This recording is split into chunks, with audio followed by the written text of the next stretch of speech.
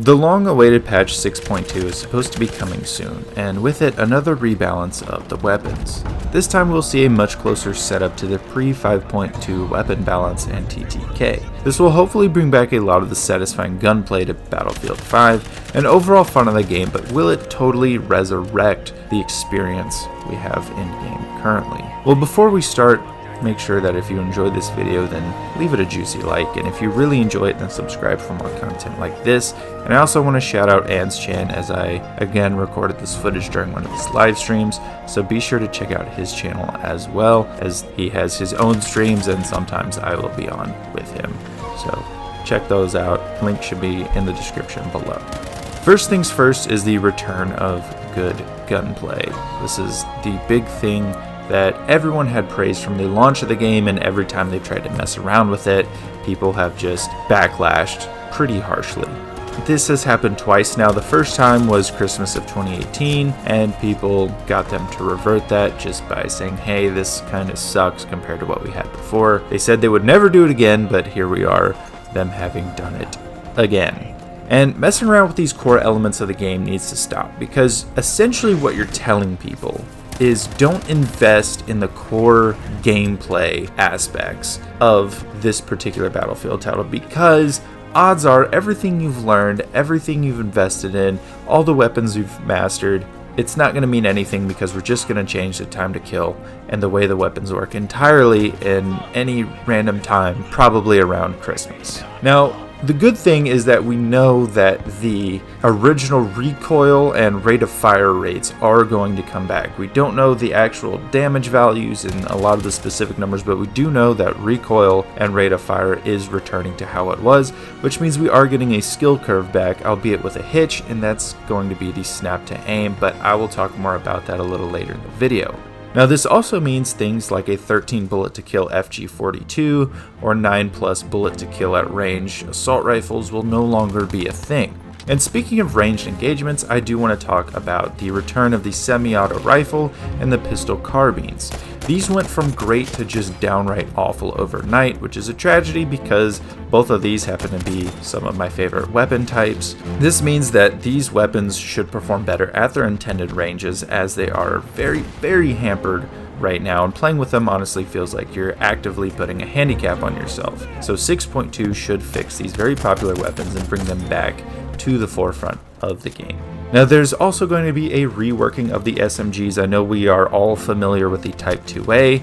That gun will actually have recoil now and not be a laser beam from across the map. And this is going to apply to most high rate of fire weapons.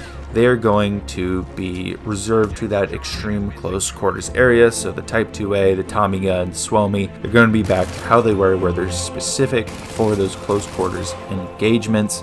And it'll be very difficult to actually engage at range because you're going to have to really control that recoil. Lower rate of fire SMGs will be slightly beyond this very close quarters engagement range. They're going to be more effective in that short to mid range. I feel like they're going to kind of, I would like them to semi overlap with the assault rifles, not too much. Obviously, it should come down to who has the higher skill in a gunfight between those two in that sort of mid-range area. The assault rifle at that solid mid-range area should always win, unless the person aiming is just an idiot, but if you have equal players, you know what I'm trying to say.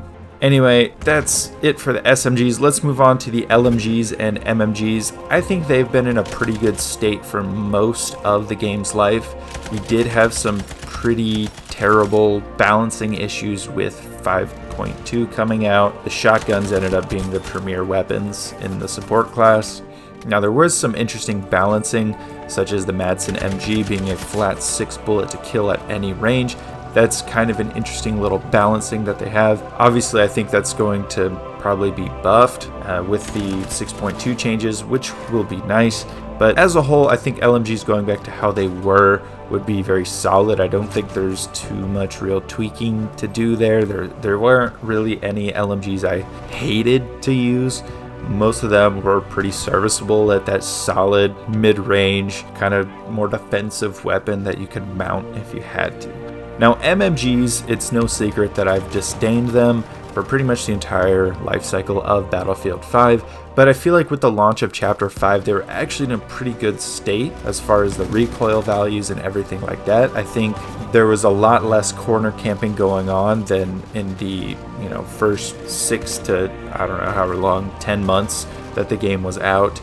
It was a lot better state by the time Chapter 5 launched, which was very nice. They were effective, but they weren't totally useless. They weren't overpowered. They felt kind of right. I think they are going to add a little bit more recoil to them, which I don't think is a big deal. They're mounted weapons anyway. I don't think we're going to see anything drastic change to them. I don't think they're going to be balanced into being just another set of LMGs to use. I don't think we're going to be seeing aim down sights without prone, even though I do think that they're a bad implementation into the game in the first place, and same thing can be said with the anti-material rifles. I do wish those were made gadgets. I don't think that's going to happen, even though they are just very annoying to come up against. Speaking of recon, let's talk about the bolt actions, because those are actually going to be taking a back seat in this next update. The muzzle velocity buff was nice for them, and that should help them for sure with their effectiveness, but they're not going to be a very viable option because you're going to see buffs to the semi-autos and to the self-loading rifles or SLRs, and that will kind of push the bolt actions back, especially on console. Why would you get something that takes longer to actually fire if you miss a shot? It's very unforgiving if you miss a shot. You have to unscope, pull the bolt, go back in, re-find your target, land another shot. That's a lot more difficult in general, as opposed to something like the ZH where you can just two-shot everyone and you don't ever have to leave your scope. And also there's the semi-autos where you could have a bigger mag. Even though you're doing less damage, you can have a bigger mag than a lot of the SLRs and the bolt actions and do a lot of damage at more ranges, just a little more versatile than those are. Now, the last thing I want to talk about, and I mentioned this previously, is the snap to aim, and that doesn't seem to be going anywhere, which is sad. This really decreases the skill gap in the game, and this hampers people again for investing time into actually learning the gunplay. If you can just snap to aim to anyone, there's no reason to actually learn how the guns work, because you can just pick up any high rate of fire weapon, snap to aim anytime someone runs by you, and beam them off the map. You can just start deleting everyone just because you can snap to aim. Now, this isn't making people pro players. It's not taking someone with no thumbs and necessarily making them go, 40 and 10 every match. That's not going to happen. But for instance, some of those tighter gunfights where a higher skilled player ends up getting punished because the snap to aim aided someone who was lower skilled, and they ended up winning a gunfight that normally they would not have. And that's not good because, again, that prevents you from wanting to invest in learning the gunplay because the game is doing all the work for you. That's not fun. It's not worthwhile. And I understand that DICE wanted to do this to make things easier for new players, but that doesn't necessarily make it a good implementation, especially in a game that isn't really getting a lot of new players. I know they want new players, and I want new players because I want these servers to be full and I want this game to do well, but I don't think that realistically we are seeing that right now. I mean, I could be wrong. There could be numbers I don't see where there are a bunch of new players, but I'm not seeing a lot of really low level people out there. It's just not happening. I think pleasing the veteran players is the better way to go from here, and I think getting rid of the snap to aim is the better thing to do. And again, this isn't directly hampering the more skilled players as far as our aim. Our aim is going to be fine for the most part anyway. It's just that when you get in a gunfight with someone who doesn't have as good of an aim, they get that extra aid that takes away that skill gap and all the experience the veteran player has, and just kind of eliminates that. And that's what isn't fun. If they're not going to remove it, they definitely need to weaken it greatly, because it is very strong right now. Now, the last thing I want to talk about is netcode issues. Those have come and gone quite a bit. I think 6.2 will work on it. They always try to work on the netcode issues. I don't know how well it's going to work, but there has been an issue out there with the high ping players in a lot of servers doing well. I'm not saying, again, that having a 100 ping is going to make you a pro player, but it can be beneficial in some of those more close quarters gunfights. I can definitely tell you from experience playing intentionally on high ping servers just to test it out versus my standard low ping, which is about a 17 to a 35 depending on how my internet's doing that day. There is a bit of a difference. There are some funky things when you're playing on a really low ping that some of the higher ping players can do in gunfights. And again, it's not making them pro players, but it's those little things like in those gunfights where they get just an extra bullet on me that doesn't register until the end. Like I'm getting 2-shot with STGs, and that doesn't make sense because that gun's not a 2-shot.